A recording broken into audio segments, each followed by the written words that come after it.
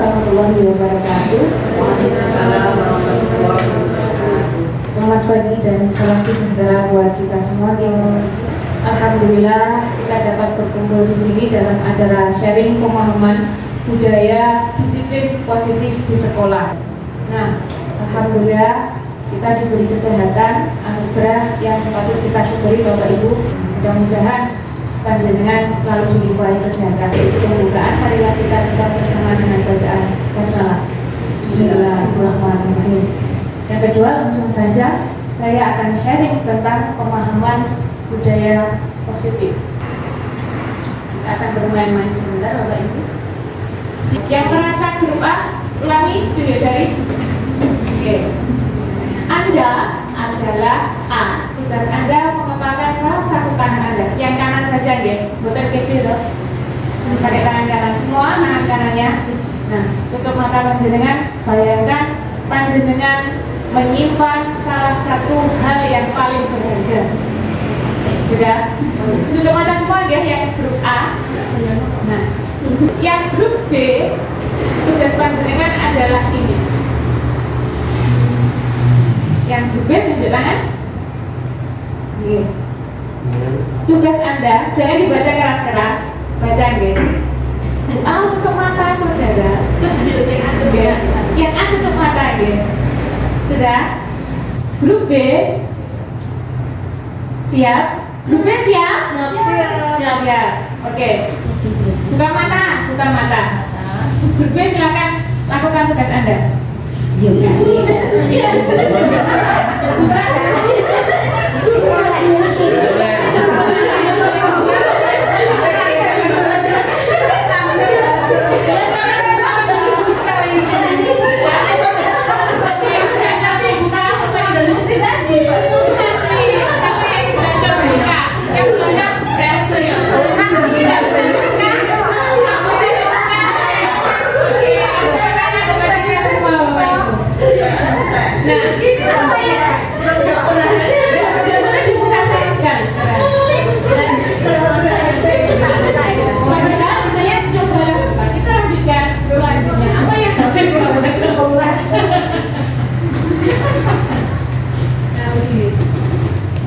Apakah panjenengan merasa bahwa itu tadi panjenengan membuka tangan panjenengan itu karena bujukan teman? Siapa tadi yang berhasil dibuka tangannya? Dewi. Apa alasan panjenengan membuka tangan panjenengan? Karena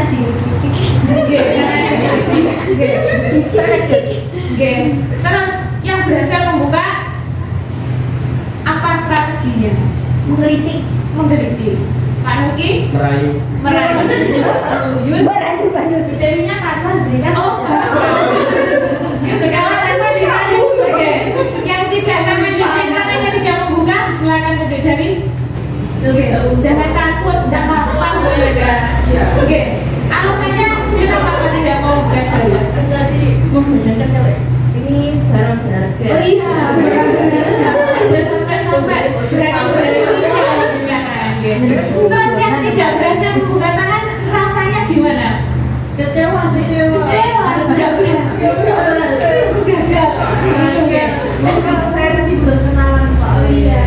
Astagfirullahaladzim. Alasannya itu. Wah, makasih ya punya sesi perkenalan. Jangan sampai satu bangku ini satu kenalan loh. Jangan sampai percuma perkenalan. Nah, begini kita sama persepsinya.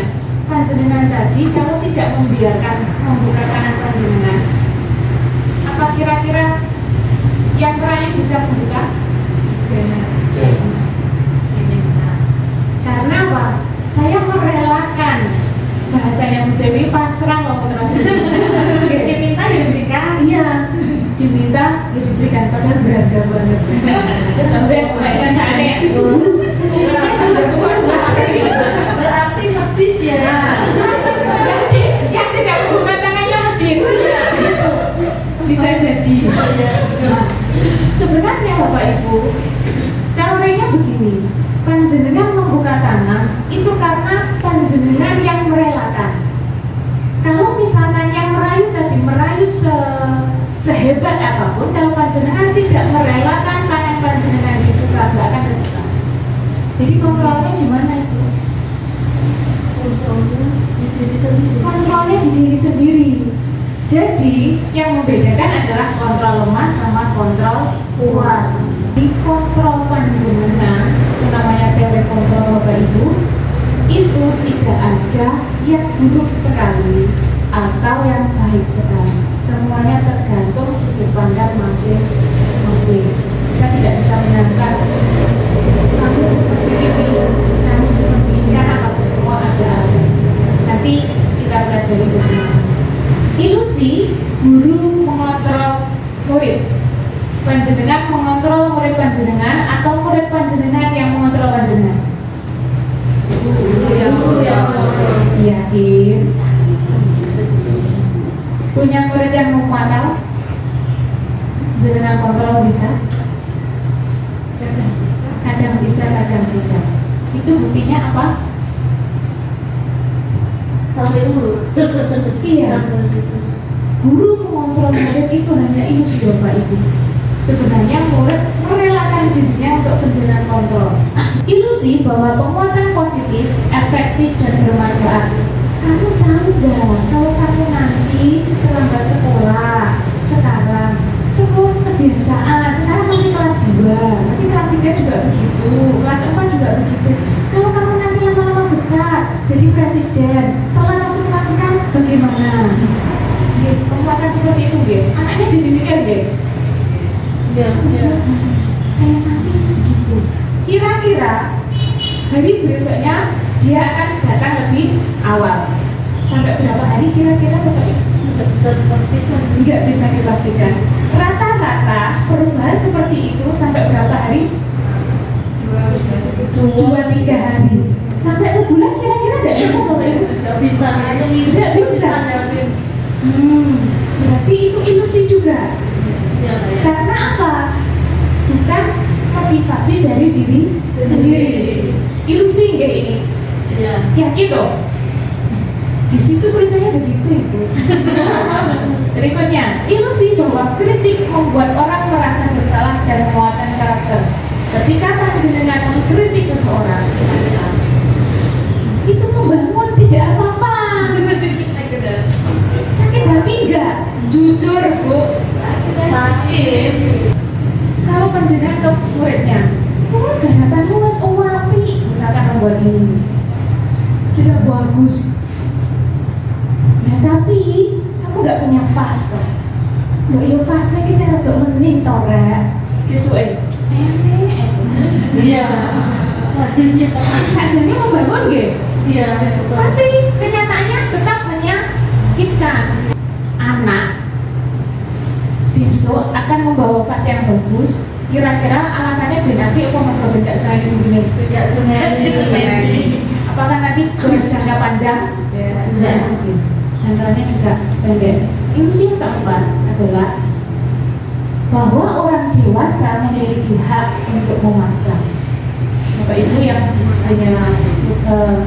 yang mengajar di kelas 1, barisnya baris. Mana kenapa boten yang baru kelas 1? Boten. Tapi bersama kepala sekolah saya tahu. Ini kok nggak bisa baris? Ayo baris. Langsung total diri. Dia kamu baca.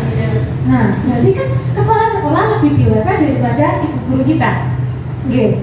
Nah, aslinya anak-anak itu tidak istilahnya lebih tunduk kepada yang dewasa, tapi memilih mana yang lebih nyaman buat mereka. Kita lanjutkan. Dari 4 miskonsepsi ini, faktanya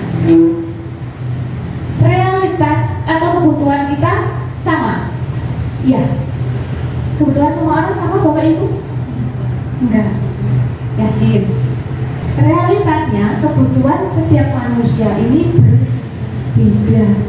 Enggak ada yang sama. Karena kebutuhannya berbeda, maka setiap orang memiliki gambaran yang berbeda pula. Istilahnya dalam memori panjenengan, dalam mindset panjenengan itu begini, kualitas setiap orang itu nggak sama. Panjenengan punya keinginan saya ingin memiliki rumah. Rumah gambaran saya adalah yang pintunya menghadap ke depan, jendelanya menghadap ke samping, garasinya madep menceng ke sana. Ini si A.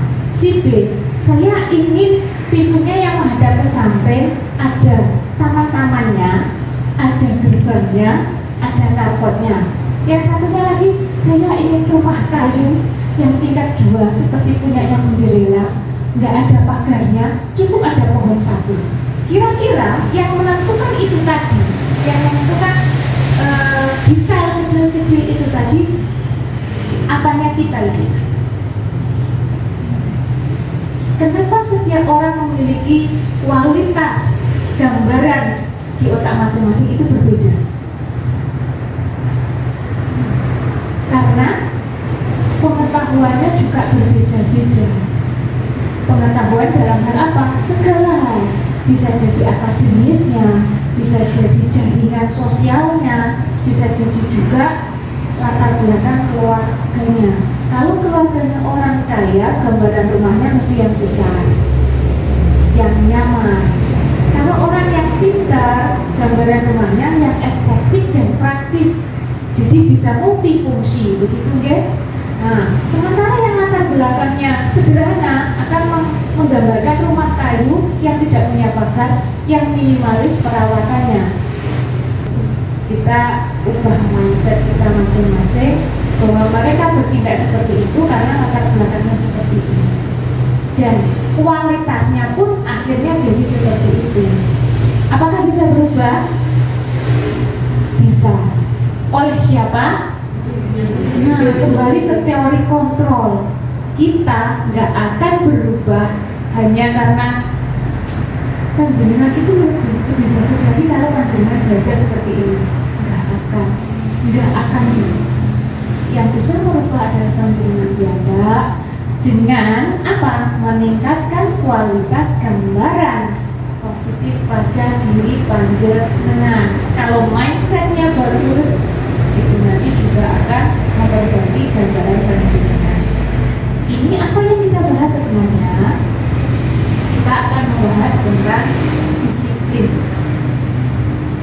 Disiplin adalah pertanggungjawaban atau Verantwortlichkeit yang selalu menjadi sisihan antara hak dan kewajiban seseorang yang pegang kekuasaan atau pimpinan dalam umum. Artinya, seseorang harus mempertanggungjawabkan dirinya serta tertibnya laku diri dari segala hak dan kewajibannya. Nah, tujuan disiplin apa, Bu? Tujuannya adalah menciptakan anak-anak yang memiliki disiplin diri ya, yang bisa berperilaku dengan mengacu pada nilai-nilai kebajikan universal dan memiliki motivasi intrinsik bukan ekstrinsik. Kalau dari miskonsepsi teori kontrol tadi yang ilusi 4 tadi, itu adalah unsur menapa itu? Ekstrinsik nopo intrinsik. Yang ilusi kontrol adalah ekstrinsik. Ilusi kontrol karena kontrol dari orang lain itu makanya tidak menimbulkan motivasi jangka panjang dari diri sendiri. Makanya kalau kita aneh-aneh lagi, koyok-koyok, ketika kita mendisiplinkan anak berhasil. Paling lama kita punya 3 hari. Berhasil 3 hari. Nah, yang berhasil jangka lama apa? Diulang-ulang. Itu akhirnya anak-anak manjat. Tapi itu juga termasuk unsur ekstrinsik. Jadi tidak bermakna untuk anak-anak. Yang berikutnya adalah anak-anak diharapkan berdisiplin dengan nilai-nilai kebajikan. Menurut panjenengan, nilai kebajikan universal itu apa saja? Jadi, nilai kebajikan universal. Jadi nilai kebajikan yang disepakati lintas jenjang, lintas bahasa, universal istilahnya mendunia.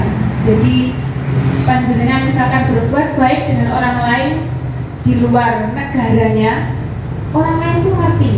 Apa contohnya? Senyum Bapak Ibu, panjenengan ketemu orang senyum aja udah hati-hati. Nilai kebajikan itu akan terlihat ketika kita ajarkan atau kita lakukan. Nah, itu ketika panjenengan menolong orang di pinggir jalan, apakah orang dari negara lain akan menganggap itu settingan? Karena kebajikan itu akan terlihat dan kita rasakan dengan sendiri. Nah, di pelajaran panjenengan juga ada nilai kebajikannya. Yang panjenengan ajarkan ke murid-murid panjenengan apa? Dan belum selesai deh. Kita kembali ke flashback ke kurikulum 2013. Apa yang panjenengan pelajari?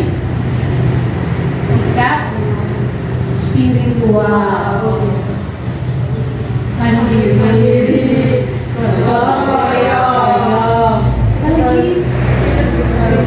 integritas nasionalis. Nah itu yang ke-13. Yang merdeka 11.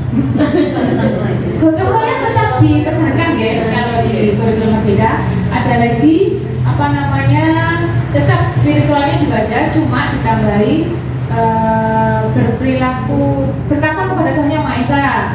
Terus ditambahi bernalar kritis, berkebinekaan global, sama satu lagi apa? Kita ulang dari awal. Bertakwa kepada Tuhan Yang Maha Esa, bernalar berkebinekaan global, gotong royong, mandiri, bernalar kritis. Hanya 5? Kita ngepek sama-sama. Satunya lagi kreatif. Nah, nilai-nilai kebajikan yang diharapkan pada pendidikan kita adalah nilai-nilai seperti ini. Apakah ini yang terbaik? Tidak, Bapak Ibu. Tapi dibandingkan dengan ini, saya punya cuplikan.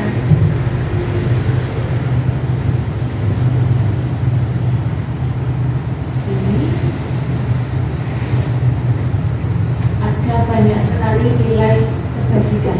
Ini kita lewati. Apakah kelihatan dari belakang Bapak Ibu? Saya zoom sebentar. Nah, ini yang profil pelajar Pancasila tidak skip. Kita ke bawah. Ada Ibu Pramerius program.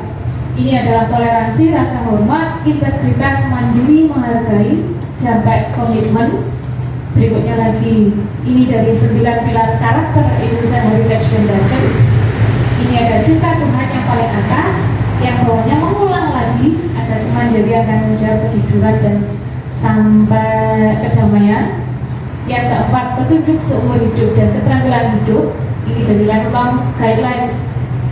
Ini ada 5 petunjuk hidupnya, ada apa ini? 21 ya, sampai persahabatan. Yang kelima, 7 Essential. Ini adalah nilai-nilai kebajikan yang dirangkum dari seluruh disiplin ilmu. Ini ada peduli, rajin, integritas, rasa hormat, terus terangan. Nah, kalau kita kembalikan ke yang profil pelajar Pancasila, apakah nilai-nilai kebajikan yang disebutkan tadi ada di sini semua? Iya. Tadi berulang kali disebutkan tentang mandiri, disebutkan tentang gotong royong, beriman dan bertakwa. Jadi profil pelajar Pancasila yang diusung dengan tema kurikulum pendidikan belajar itu sudah merupakan intisari dari seluruh nilai kebajikan yang universal yang kita pelajari. Kalau panjenengan nanti ikut CGP, akan lebih mudah panjenengan mempelajarinya. Berikutnya kita akan membahas tentang motivasi, hukuman, penghargaan, dan restitusi. Kita bahas satu-satu. Motivasi itu adalah sesuatu yang mendasari seseorang untuk melakukan suatu tindakan atau kegiatan. Motivasi ada 3. Nomor 1, menghindari ketidaknyamanan atau hukuman. Saat kita bicarakan tentang menjalankan kewajiban kita di sekolah, Bapak Ibu. Ketika panjenengan berangkat sekolah sebelum jam 7 pagi, tujuannya apa? Agar tidak telat. Biar tidak telat. Sepakat nggih? Biar tidak telat. Kita lihat motivasi kedua. Mendapatkan imbalan atau penghargaan dari orang lain. Boten? Boten. Lalu yang ketiga, untuk menjadi orang yang mereka inginkan. Mereka siapa? Mereka yang melakukan itu tadi, berangkat sebelum jam 7 pagi dan menghargai diri sendiri dengan nilai-nilai yang mereka percaya. Panjenengan tadi kenapa nilai yang nomor 1? Gak kepikiran yang nomor 3? Saya kepikiran nomor 3. Kepikiran nomor 3. Suka sama temannya. Sebenarnya Bapak Ibu, motivasi itu macam-macam. Tapi setelah kita teliti lagi, yang nomor 1 ini dalam dunia kerja ya. Kalau dalam keluarga, insya Allah nggak ada bedanya. Karena apa? Tadi adalah kita mendapat undangan. Nanti tanggal 12 bulan 1 Januari datang ya, anak saya nikahan. Jadi harus mikir. Pokoknya betul kan? Gak pernah. Ya, cuma ketemu sana, nanti ketemu kaya, saya dibahas ini. Akhirnya datang hanya untuk menghindari ketidaknyamanan. Nah, yang kedua mungkin tidak untuk mendapatkan imbalan kalau di keluarga ya. Tapi kalau di dunia kerja ada. Misalnya saya ikut diklat biar dapat sertifikat, itu kalau saya. Kalau panjenengan mungkin enggak beda maksudnya. Perasaannya gitu. Ya, imbalan atau penghargaan meskipun hanya sertifikat itu imbalan buat saya. Jarang sekali yang ikut diklat biar mendapat ilmu. Gitu. Tapi akhirnya semakin kesini saya tahu bahwa motivasi kita bisa berubah ke nomor 3. Jadi yang tadi sudah menjawab 1, buatan usah sedih ke kok menjawab sedih. Buatan usah susah. Karena apa? Motivasi bisa berubah karena apa? Pengalaman dan jalan masing-masing. Karena sudah tahu seperti murid-murid kita kalau nggak diberitahu bahwa yang baik itu baik, yang nggak baik itu nggak baik, nanti juga nggak akan tahu. Tapi karena dikasih tahu akhirnya bisa merubah motivasi. Karena apa? Teori kontrolnya kembali ke kita masing-masing. Berikutnya, nah tadi motivasi sudah. Tadi kan ada motivasi, hukuman, penghargaan dan restitusi. Sekarang kita bahas hukuman. Hukuman itu apa sih Bu? Sesuatu yang menyakitkan. Apakah benar? Panjenengan lek hukum merasa tersakiti? Iya. Oke. Iya. Bapak-bapak nggak pernah dihukum. Aman terus. Yang kedua, tidak nyaman untuk anak dalam waktu jangka panjang. Kenapa nggak nyamannya? Keinget terus Bu. Saya pernah disuruh keluar waktu mengerjakan ulangan gara-gara nyontoni kaca. Sampai beliau meninggal masih ingat gitu disuruh keluar. Kalau panjenengan mungkin bedanya tipis. Panjenengan baru disuruh ke depan nyanyi. Bagus hasilnya. Saya malunya dari SD sampai punya anak SD, keinget terus. Nah, berarti itu tidak nyamannya berlaku jangka panjang. Yang berikutnya, ketika anak melakukan kesalahan di sekolah, datang ke sekolah misalkan tukaran. Misalkan Bu Juliana minta tukarnya ke Dewi. Korbannya siapa? Dewi. Terus Bu Juliana dihukum.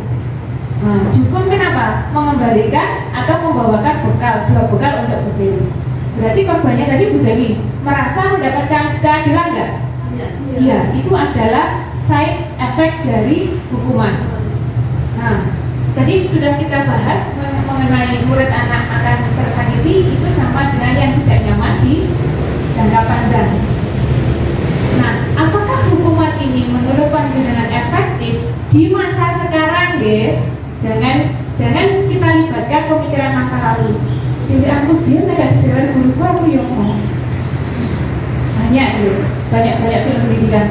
Kadang saya itu merasa tertantang untuk berbuat lebih baik setelah saya dijewer dengan guru saya. Iya, tapi itu membalasnya dengan dendam atau dengan senang hati? Dendam. Apakah dendam itu bagus? Side effect-nya jangka panjang, dia akan mengajar anaknya juga seperti itu. Panjenengan menghukum anak berarti panjenengan mengajari anak itu tadi, mengajari ke anak. Namanya chain reaction. Nah, konsekuensinya hukuman, bukan konsekuensi. Sifatnya, hukuman bersifat tidak terencana atau tiba-tiba. Apakah Bu Juliana dari rumah merencanakan akan meminta bukannya Bu Dewi?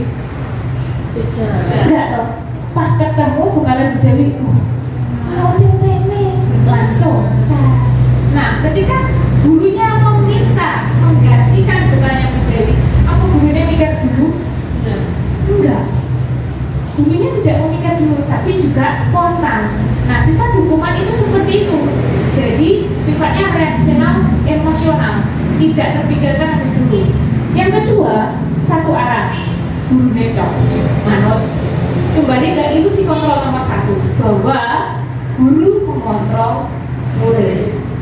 Apakah yang memberikan hukuman adalah ibunya Bu Dewi? Tidak mungkin, mesti gurunya Bu Juliana. Nah, itu makanya bersifat satu arah, tidak ada kesepakatan. Ya, semua yang tidak disepakati itu berarti satu pihak. Yang terakhir, nah tadi saya tidak membahas hukuman fisik, tapi lebih ke mental. Hukuman bisa berupa fisik maupun psikis. Tapi kebanyakan kalau zaman dahulu itu sudah fisik, yang sekarang psikis ya. Kamu sadar nggak perbuatanmu itu benar? Ya. Sering ya ibu guru muda itu. Ya. Saya tidak akan mengotori tangan saya dengan memukul kamu. Iya, saya nggak pernah memukul. Saya nggak pernah pegang jutek seperti guru saya. Tapi kamu tadi datang terlambat, tahu sekarang jam berapa? Jadi guru-guru zaman now pakai psikis bu nyerangnya. Guru-guru zaman now digeblek, kalau ini jutek, pesawat, gosok. Ini guru-guru zaman sekarang psikis yang diserang. Kamu nggak kasihan sama bu guru? Cynthia Bani ngurusin kamu. Bahasanya anak zaman now kena mental gitu. Kena mental. Kalau guru zaman now itu seperti itu, psikisnya luar biasa. Nah, untuk menggantikan hukuman biasanya kita mengalihkan ke konsekuensi. Nah, sifat-sifat konsekuensi itu apa? Harus terjadi. Tidak nyaman juga. Misalkan begini, saya datang terlambat. Misalkan saya datang jam 7.10. Aisyah, kamu terlambat. Kenapa? Saya tadi nunggu angkot tidak dapat, Pak. Tahu konsekuensinya? Iya, saya nanti waktu istirahat tinggal di kelas 10 menit karena saya terlambat 10 menit. Itu berarti bukan lagi searah atau sepihak, sudah kesepakatan karena yang menentukan konsekuensinya adalah diri saya. Jadi panjenengan mungkin tidak tidak menyarankan atau tidak menghukum. Kamu harus tinggal di kelas waktu jam istirahat selama 10 menit karena tadi datang terlambat 10 menit. Apakah tadi saya akan berkata bahwa saya tinggal di kelas Pak, kalau sebelumnya saya nggak tahu peraturan itu? Nggak mungkin.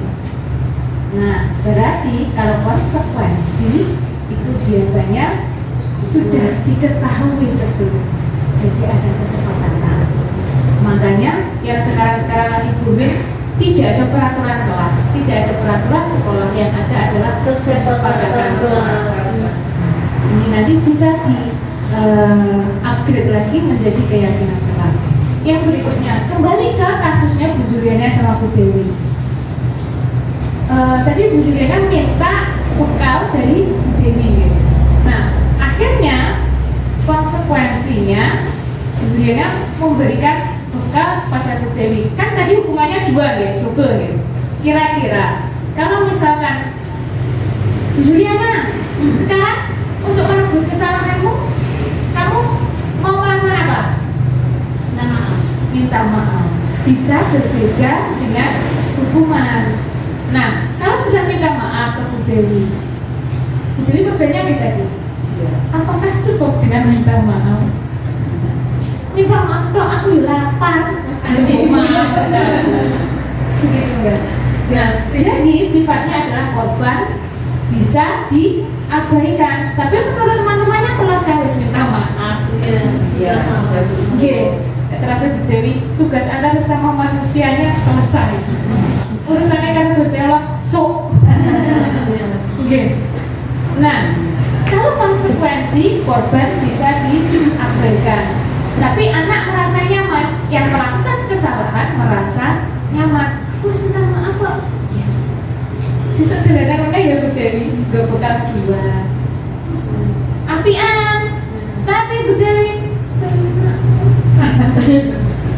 tapi secara konsekuensi masalahnya selesai gitu, nggak ada yang terluka. Cuma kok kamu cuma gitu.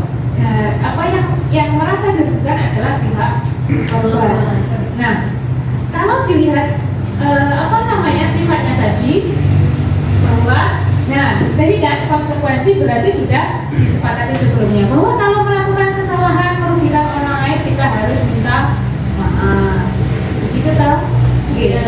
Nah, berarti kan sudah menjadi konsekuensinya. Berikutnya, konsekuensi dibuat oleh pihak guru dan murid sudah mengetahui. Jadi setingkat lebih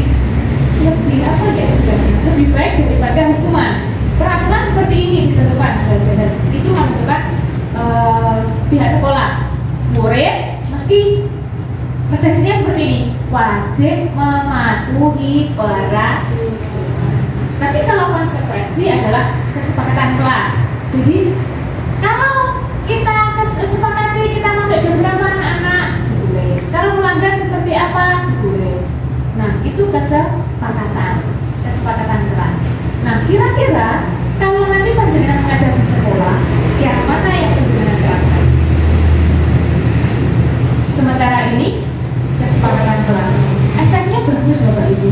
Jadi anak-anak yang menulis sendiri sebenarnya kan kita pernah berpikir seperti itu. Anak-anak tulisannya ditulis deh. Tembok sama muka kamu ya pinter. Tapi panjenengan coba tulisannya ditulis oleh anak-anak dengan tulisan yang dibuat panjenengan.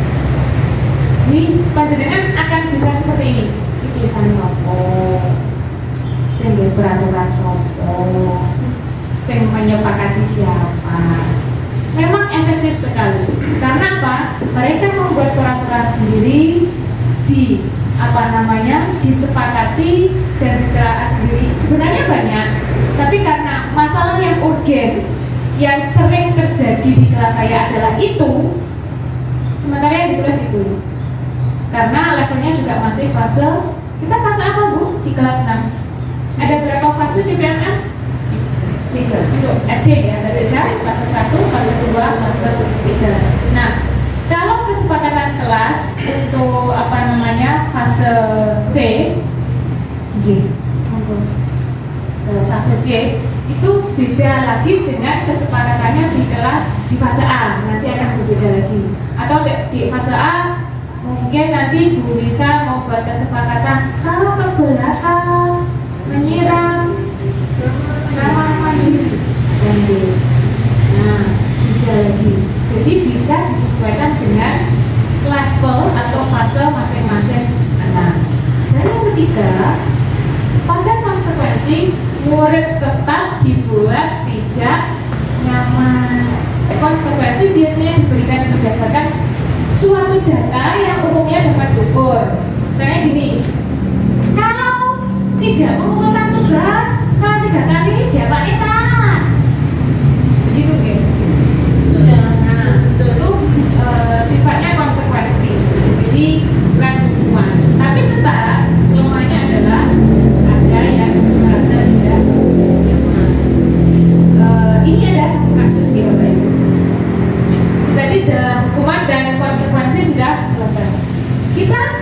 sebuah kasus. Ibu Anas guru kelas 2 mendapat masalah. Murid-muridnya tidak bisa tertib saat mau masuk. Nah, sangat mengganggu proses pembelajaran di mana kelas tidak dapat mulai tepat waktu. Akhirnya beliau berpikir cepat.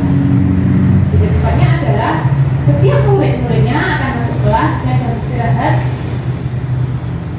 dengan satu iming-iming. Siapa yang dapat berdiri lurus dan berbaris rapi antri di depan pintu mendapatkan 1 bintang. Pernah ada yang seperti ini Bapak Ibu? Pernah deh kelas 1, 2 yang TK. Oleh bintang ditambah nih 1 bintang nilainya berapa? Nanti kalau waktu mau lulus sikapnya berarti dapat begini. Kita lanjutkan kasusnya. Terus dilakukan sampai akhirnya rapi berbaris. Sampai suatu hari Bu Anas sakit. Kira-kira muridnya akan tetap berbaris rapi?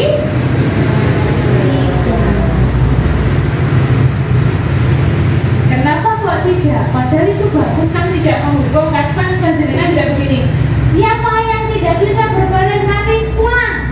Kan enggak? Yang bisa berbaris rapi tak kasih bintang. Tapi kenapa? Cuma sampai Bu Anas sehat. Waktu beliau sakit yang ngajar tadi kok enggak baris rapi lagi. Enggak ada yang ngasih bintang. Enggak ada yang ngasih bintang. Kira-kira motivasinya anak-anak, motivasi yang berapa tadi dari 3 motivasi? Yang mendapatkan imbalan dan balan. Jadi penghargaan itu adalah sesuatu yang kita berikan ketika seseorang melakukan tindakan yang benar atau tindakan yang menurut orang lain. Nah, sebenarnya baik penghargaan maupun hukuman adalah kembali lagi teori kontrol. Panjenengan menghukum, panjenengan mengasih penghargaan semata-mata untuk mengontrol anak. Oke, saya tadi menanyakan bahwa Bu Juliana besok bawa bekal 2. Anaknya besok sih kontrol. Ketika Bu Anas bilang harus rapi di depan pintu akan mendapatkan bintang, anaknya langsung baris rapi. Terus mata-mata teori kontrol dan bukan tindakan belajar. Akibat dari penghargaan jangkanya pendek dan tidak bisa jangka panjang. Yang kedua, penghargaan itu tidak efektif. Ketika panjenengan biasa memberikan permen dan suatu hari, hanya 1 hari panjenengan nggak bawa permen, bagaimana kepercayaan? Hilang, ambiar. Jadi perjuangan panjenengan ngasih permen tiap hari, anak-anak panjenengan manut, begitu sekali nggak bawa permen, aku sih, guru ngaku sih. Terus penghargaan merusak hubungan, kok bisa? Bu Elga yang 1, Bu Elga lo pintar, ya Allah manut, berprestasi, gak tahu nakal, gak tahu jumiti kancane. Ayo nomor 1 ya Cayo. Bu Rizky. Padahal dia temenan bareng, bareng di bareng, itu temenan bareng. Gak ada foto ya Allah, akhirnya Bu Rizky kalau Bu Elga, aku nomor 1. Ini adalah bukti nyata bahwa penghargaan merusak hubungan. Berikutnya, menurunkan kualitas. Beberapa orang, kita membeli buku, cari yang tulisannya bestseller atau dibaca dulu sinopsisnya. Bestseller, bahasa dibaca atau apa? Ini bestseller. Karena apa? Penghargaan itu belum tentu kualitasnya makin bagus. Gitu deh. Berarti penghargaan juga menurunkan kualitas. Penghargaan jelas mematikan kreativitas. Panjenengan disuruh buat PTK. Silahkan buat karya ilmiah, nanti akan dimasukkan ke jurnal. Yang bisa mendapatkan jurnal nanti akan mendapatkan hadiah 8 juta.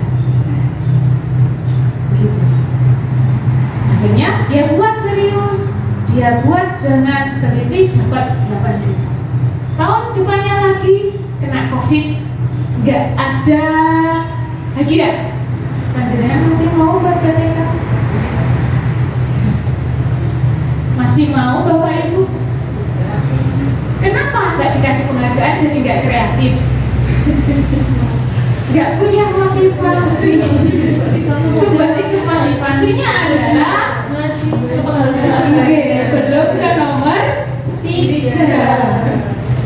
Nah, penghargaan juga mendukung. Bagaimana bisa penghargaan mendukung? Penghargaan panjenengan kalau mendapat ranking 1 dari kelas 1 sampai kelas 5, tiba-tiba naik kelas 6, Bu Rizky yang ranking 1, Bu Elga nomor 2, rasanya bagaimana Bu? Aku biasanya ranking 1. Kok bisa di sini pada aku?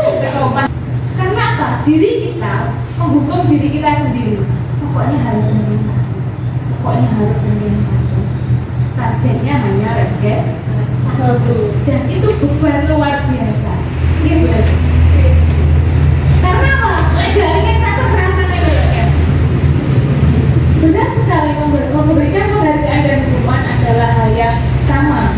Tadi kan mengontrol kan, tapi sebenarnya baik penghargaan maupun hukuman sama-sama menghukum. Nah, dari itu tadi kita punya satu solusi, yaitu restitusi. Restitusi itu apa? Menciptakan kondisi bagi murid untuk memperbaiki kesalahan sehingga mereka bisa kembali ke kelompoknya. Restitusi itu seperti ini. Misalkan muridnya panjenengan ada yang tukang malak nombor, nggak ada, muridnya bagus-bagus. Coba dengan gak ada, kurang-kurang gitu. Setelah malak, dia itu gini, dijauhi teman-temannya. Karena apa? Begitu teman-temannya satu kelas habis dipalak, ganti ke level bawahnya. Nah, saya kan dia kelas 6. Setelah kelas 6-nya harus dipalak habis, selesai, ganti level ke kelas 5. Kenapa? Karena kan mereka takut-takut sama kelas 6. Nah, setelah itu kelas 5 selesai, baru nyebar ke kelas 4, baru ke satu sekolah. Jangan dekat-dekatnya dia, begitu tahu dia lewat, kabur. Gurunya baru tahu belakangan setelah hampir separuh sekolah kena pala semua. Gurunya baru tahu. Nah, akhirnya dipanggil. Setelah dipanggil, dia ditanya cuma begini, kamu alasannya apa? Saya masih ingin beli jajan. Masih ingin beli jajan. Terus setiap hari seperti itu. Iya Bu. Sama gurunya ditanya seperti itu. Terus ditanya lagi, apa namanya? Uang sakumu berapa? Uang saku saya 3.000. Sebenarnya kalau normal gitu untuk anak-anak SD itu uang saku 3.000. Meskipun kalau untuk beberapa anak itu sedikit, tapi kalau untuk beli makanan sudah cukup mengenyangkan. Tapi mungkin dia sedang dalam masa pertumbuhan. Cuma gurunya bilang begini, kamu lapar dong? Iya Bu, memang dia sponsor. Pada fotonya sekitar 50 kilo tembus. Gurunya aja 55 gitu. 55. Muridnya 50-an. Berarti kan 11-12 ya gurunya, beratnya. Gurunya cuma bilang begini, gak apa-apa, jangan lapar. Gak apa-apa, cuma lapar. Terus gurunya bertanya, apakah tindakan yang kamu lakukan itu benar? Bingung dia. Makanya saya baru ini gak apa-apa. Ya iya, guru saja kalau lapar juga mencari makan. Ya, wajar gitu, seperti itu. Gurunya cuma bilang begitu. Gak apa-apa, kalau memang lapar, ya memang tindakannya akan melakukan seperti itu kalau gak punya. Pertanyaan berikutnya, apakah yang kamu lakukan itu benar? Anak-anak yang tadi itu kira-kira akan menjawab jujur atau boleh jujur? Jujur. Apa jawaban? Salah. Apakah kita yang mengejar anaknya itu salah? Enggak. Dia akan bilang sendiri salah. Pertanyaan ketiga yang ditanyakan gurunya adalah, lah terus lek wis salah ngomong kuwi sampean kate aku cukup. Dan ya kok salah? Dia merugikan orang lain. Jadi dia tahu sebelumnya bahwa pernah dia diajari bahwa merugikan orang lain itu salah. Berarti sebelumnya dia pernah diajarkan tentang mungkin kesepakatan kelas, mungkin kebajikan universal, karena tahu bahwa merugikan orang lain itu salah. Pertanyaan yang terakhir adalah, bagaimana kamu mau memperbaikinya? Kira-kira anak-anak akan bilang, nggak mau, saya nggak tahu, atau akan bilang begini, kira-kira apa ya Bu? Atau akan menjawab seperti ini, ya Bu, saya akan bertanggung jawab. Dari ketiga pilihan itu, panjenengan yang setuju jawaban nomor 1, silakan tunjuk jari. Jawabannya adalah nggak tahu Bu. Silakan tunjuk jari. Itu jawaban pertama. Dengan pertanyaan, kira-kira bagaimana kamu akan memperbaikinya? Pilihan pertama adalah nggak tahu Bu. Yang kedua adalah, ya Bu, saya akan memperbaikinya. Yang ketiga, kira-kira bagaimana ya Bu akan memperbaikinya? Kalau yang menjawab 1 dari Bapak Ibu, silakan tunjuk tangan. Gak ada? Yakin ini? Untuk kelas bawah mungkin bisa seperti itu. Gak tahu. Ya, terima kasih jawabannya. Yang menjawab nomor 2, apa tadi? Akan, ya Bu, saya akan memperbaikinya. Nomor 3, kira-kira bagaimana Bu akan memperbaikinya? Apakah yang tidak tunjuk tangan tadi termasuk golongan itu? Iya. Nggak yakin? Iya. Nggak. Dari ketiga jawaban itu, yang menjawab nomor 1 hanya 1. Berarti kemungkinan, misalkan 100% dibagi 3 itu adalah each-nya adalah 33%. Berarti jawaban nomor 1 hanya mempunyai kemungkinan jawaban 33%, sisanya 66%. Berarti kemungkinan anak-anak akan menjawab nomor 2 dan nomor 3. Panjenengan yakin Bu? Kok bisa yakin? Apakah panjenengan sudah melakukannya? Kelas 6 ya, di kelas 6 biasanya seperti itu. Ketika saya ngajar, misalnya yang melakukan salah, Nggih. itu bilang maaf Bu, tidak mengulangi, memperbaiki.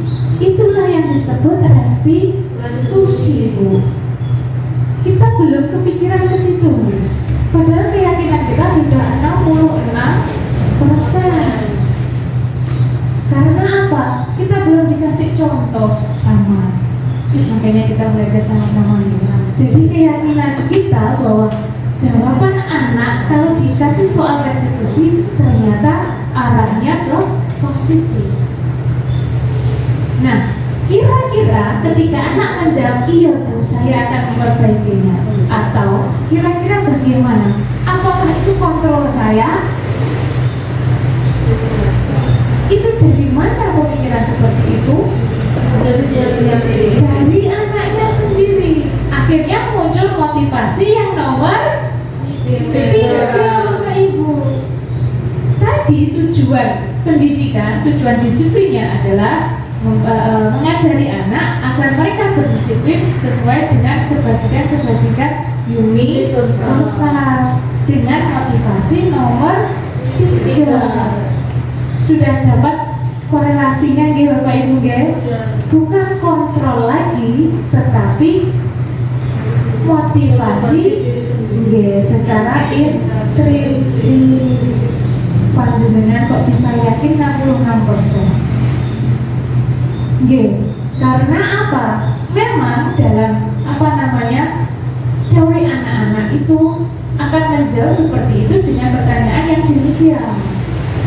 Masalahnya hanya kita yang belum mencoba.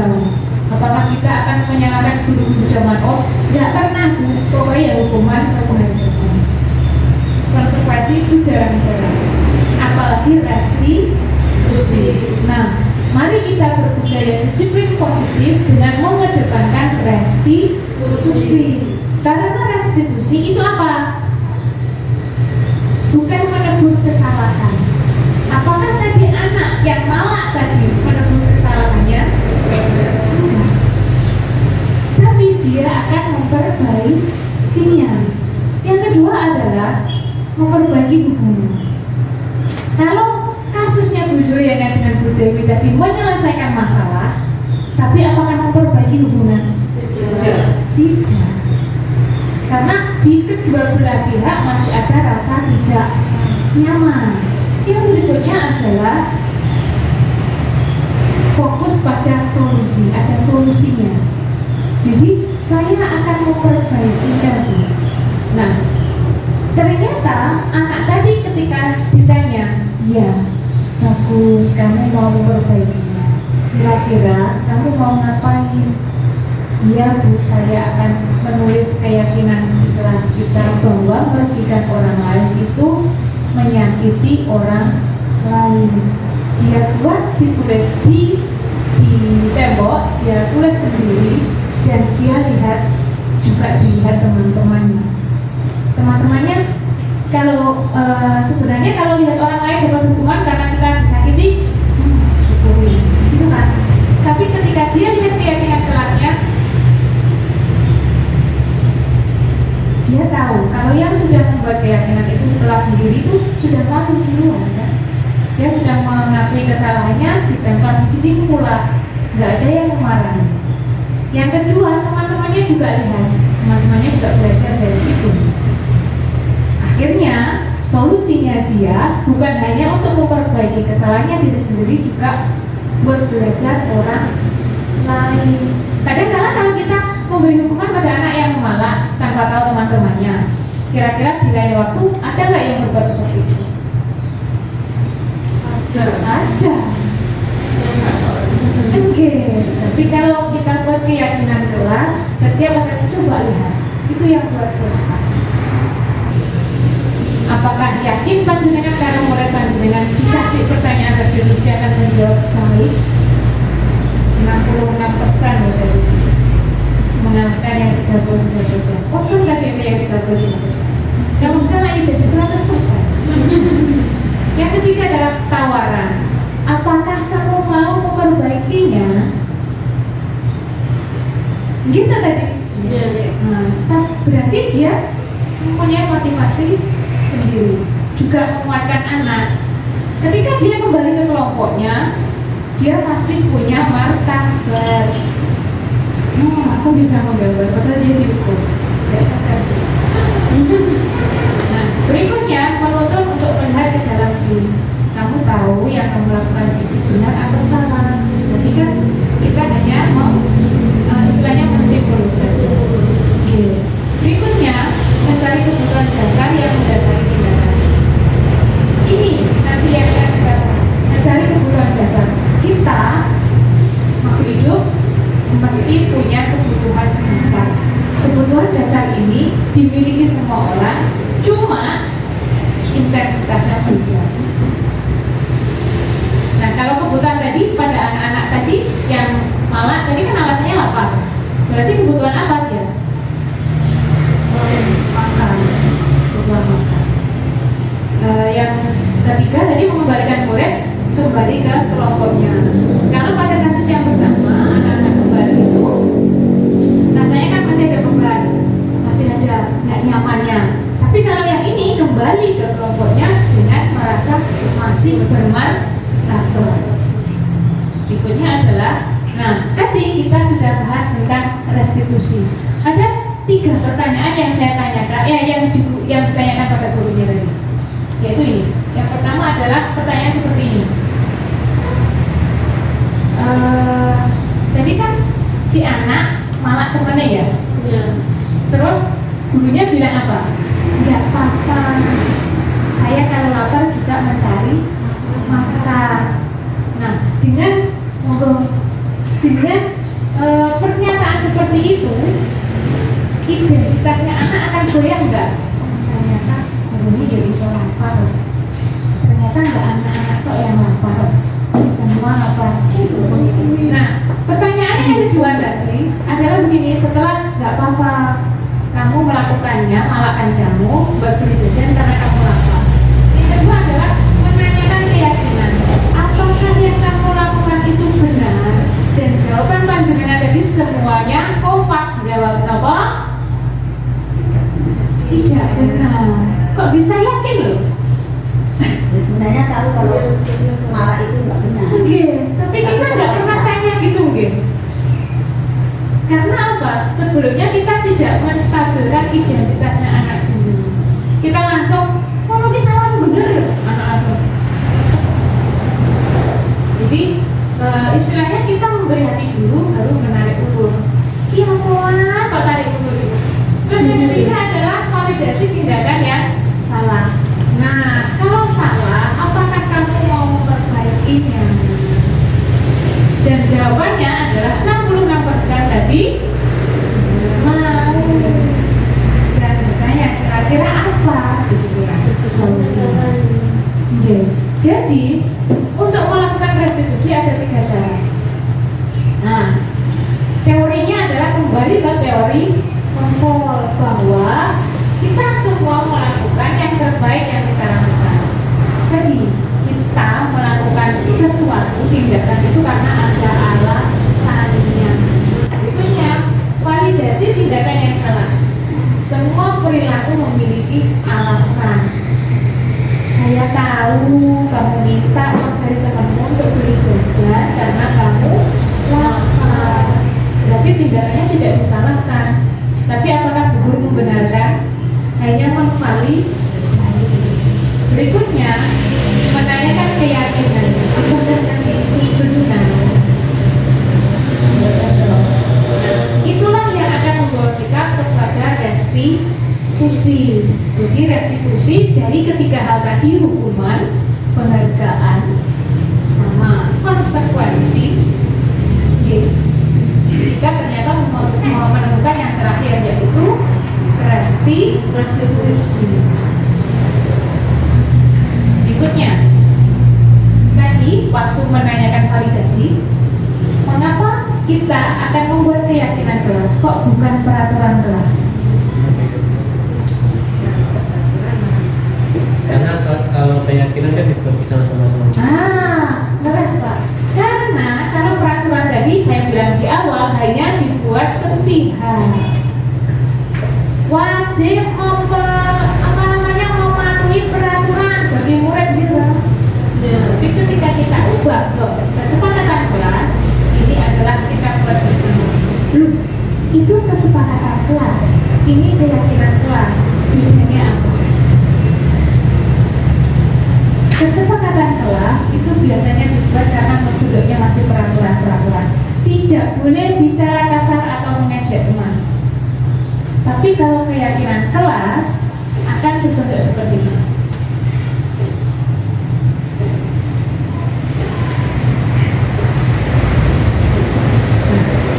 Bertanggung jawab mengerjakan tugas. Pikir, apakah ada kalimat larangan? Apakah ada kalimat perintah? Beda ya. Keyakinan kelas 5, bersikap jujur.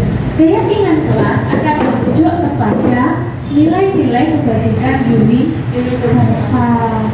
Nah, sikap jujur, tanggung jawab, sopan, dan saling tolong-menolong akan disepakati oleh semua negara lintas bahasa, lintas jenjang, lintas usia, bahwa itu adalah nilai kebajikan. Nah, ini kesimpulan kita tadi, bahwa hukuman, konsekuensi, dan restitusi merupakan bentuk disiplin. Sebenarnya yang kita ajarkan tadi adalah bentuk disiplin. Hukuman kita berikan agar anak melakukan tindakan yang disiplin. Konsekuensi juga begitu. Restitusi karena melanggar kedisiplinan. Namun perlu kita garis bawahi bahwa antara konsekuensi dan restitusi yang membentuk disiplin ini akan membentuk identitas yang sukses. Sukses buat siapa? Buat gurunya yang telah menegakkan disiplin, buat muridnya. Konsekuensi dia merasa dia tidak bersalah, dia mau memperbaiki. Restitusi dia punya ide untuk memperbaiki kesalahan. Jangan sampai kita kesini. Hukuman itu identitas kita. Buat siapa? Buat muridnya. Saya dihukum karena terlambat masuk sekolah. Dia akan bilang, meskipun dia akan mengerti konsekuensinya, kalau dia dihukum, dia akan bilang begini, aku lapor ya, gak bisa bangun pagi. Itu tertingginya sampai situ. Dia merasa dia yang bersalah. Berarti yang gagal adalah dia, bukan gurunya. Ini kalau anaknya sampai ke identitas tertinggi loh Bapak Ibu. Kalau identitasnya masih yang level awal,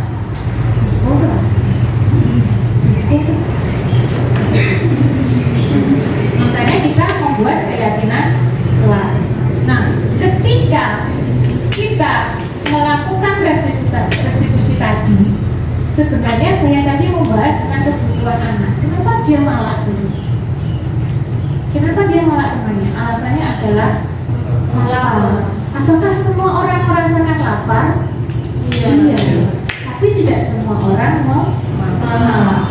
Nah, dalam hal itu gurunya tadi mengambil sikap restitusi. Kita perhatikan ada sebuah video di sini.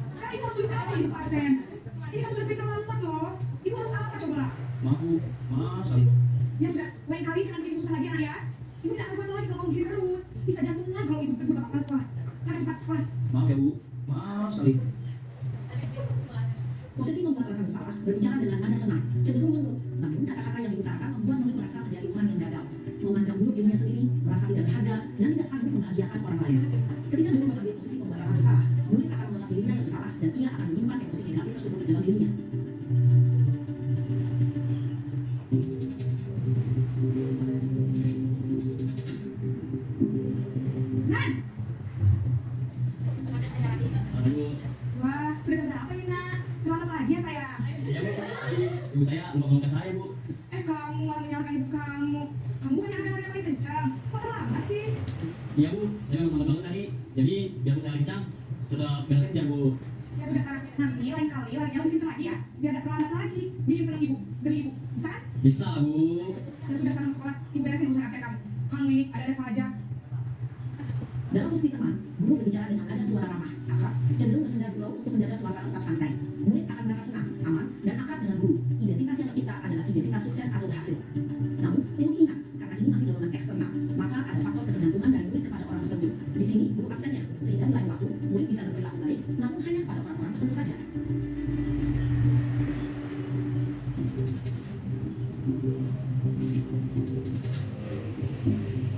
Nah, Selamat pagi Bu. nah Ben, apa peraturan sekolah kita tentang jam berapa kita harus masuk sekolah? Nah? Kita harus di sekolah jam 7 Bu. Iya betul, sekarang sudah jam 7.20. Sekarang sudah tahu konsekuensinya, jadwal makannya. Paham Bu? Saya harus tinggal kelas pas jam istirahat selama 20 menit. Iya benar, konsekuensinya demikian. Jadi nanti jam 9.30, pas istirahat, kamu harus tinggal di kelas, kerjakan tugas tambahan untuk ketinggalan kamu, ya? Baik Bu. Posisi pemantau mengandalkan penghitungan atau data untuk mengontrol murid. Guru mengarahkan murid berdasarkan peraturan dan konsekuensi. Seorang pemantau menunjukkan bahasa tubuh dan ekspresi wajah yang datar dan cenderung formal.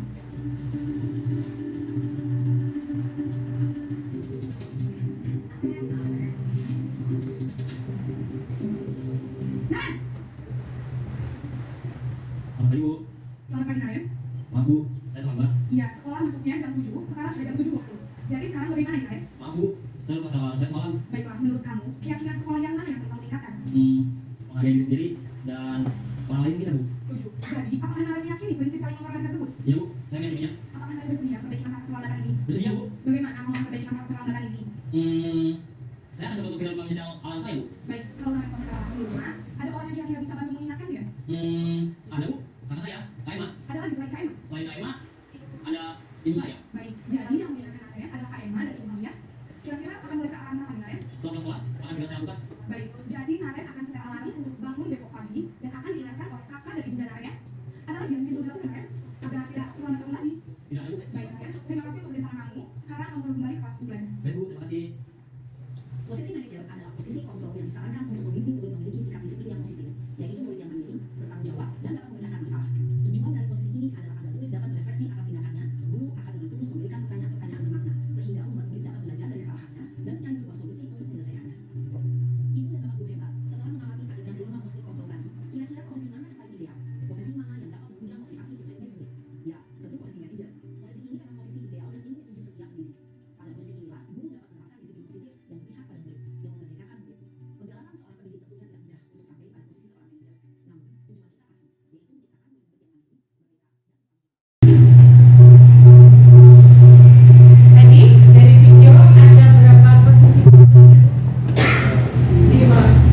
Apa saja Bapak Ibu? Pertama,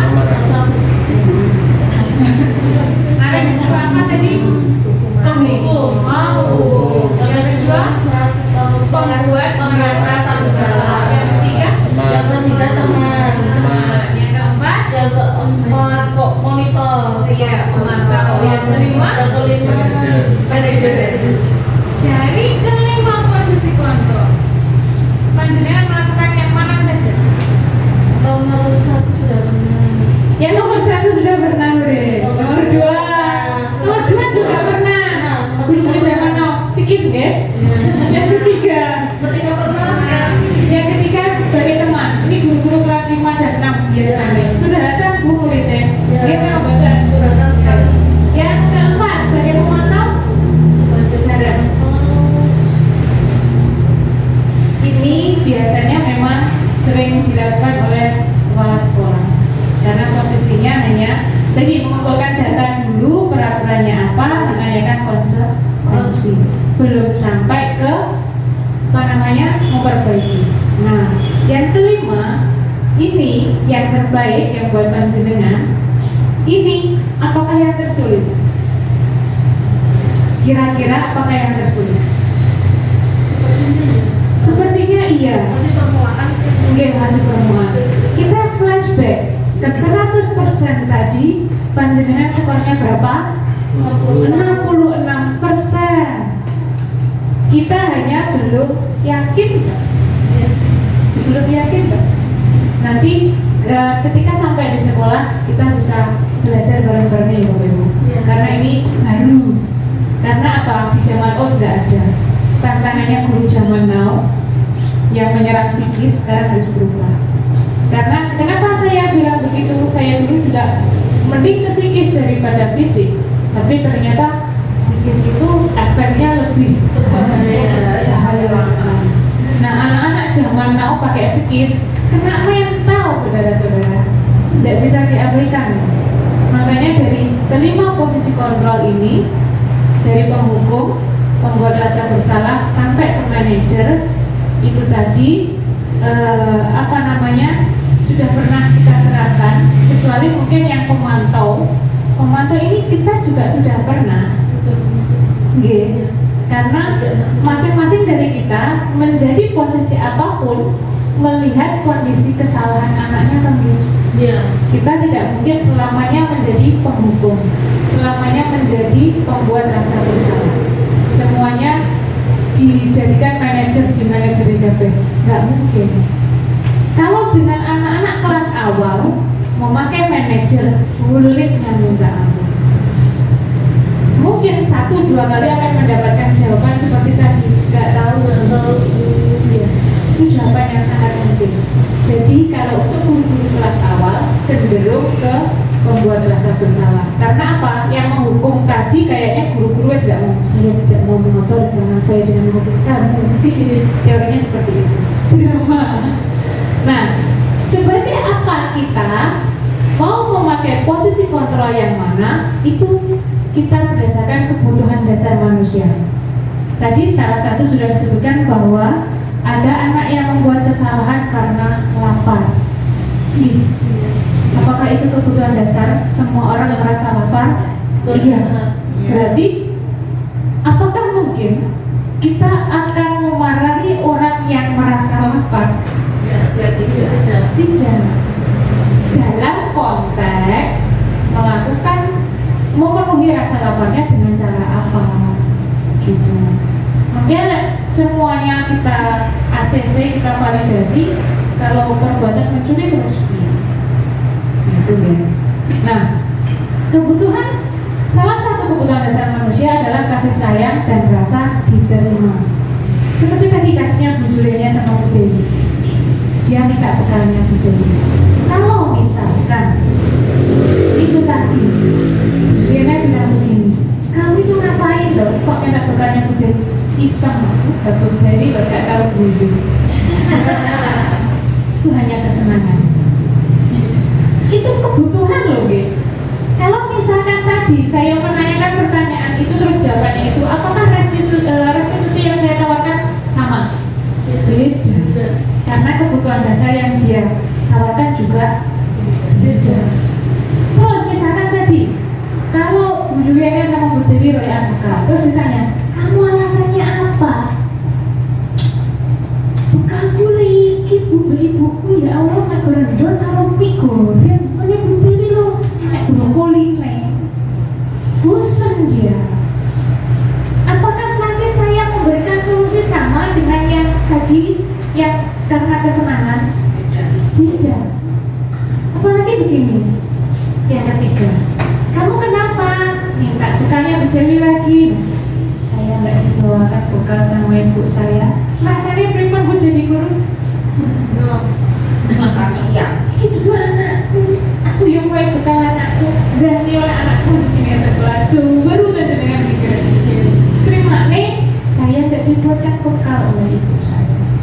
Apakah nanti panjenengan juga akan menghukum? Mungkin.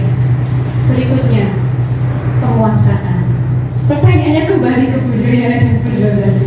Kalau misalkan Bu Jul dan Bu Dewi waktu bertengkar, saya tanya seperti ini, kamu kenapa? Duh, jadi aku ini aslinya berdiri lihat aja loh orang, cuma ini mangkrak konangan. Mas Iren, aku menguasai. Dia menguasai temannya. Dia merasa menunjukkan dirinya hebat.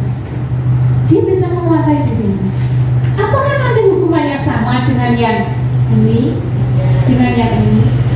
Ini beda lagi. Nah, kalau misalkan kebutuhan dasar itu tadi kita penuhi semua, itu kan kita tidak mungkin mengajari bertahan hidup untuk yang SD loh gitu. Kita mengajari bertahan hidup ke paling muridnya gitu. Kalau ukuran anak SD kita fokusnya di 4 hal ini. Nah begini Bapak Ibu, kalau misalkan panjenengan dihadapkan dengan 5 posisi kontrol tadi, sebagai penghukum sampai sebagai manajer, ya kan? Terus dihadapkan kepada kebutuhan dasar. Kebutuhan dasar tadi juga ada 5. Kira-kira apakah panjenengan akan menjadi orang yang sama dalam mengajar?